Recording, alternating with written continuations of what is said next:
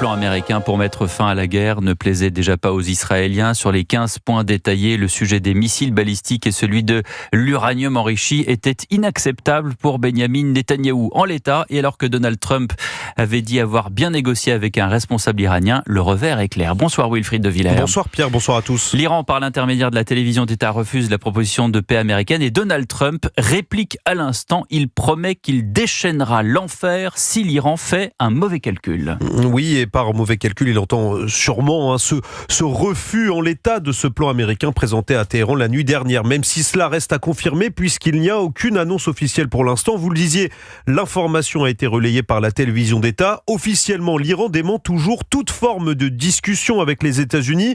On sait toutefois que ce plan américain a bien été transmis à Téhéran par l'intermédiaire du Pakistan. Officieusement, la situation est plus floue. Selon plusieurs médias iraniens, le régime aurait posé 5 conditions à l'arrêt des hostilités.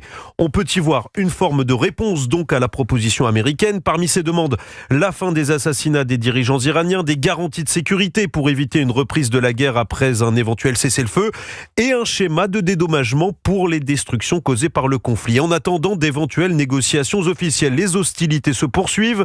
L'Iran menace ce soir de cibler une zone stratégique de la mer Rouge en cas d'intervention terrestre américaine, le détroit de Bab el-Mandeb, au moment où plusieurs milliers de marines et de parachutistes américains sont en train d'arriver au Moyen-Orient. Le contrôle de l'île iranienne de Karg serait au cœur d'un plan américain selon le New York Times. Merci beaucoup Wilfried de Villers.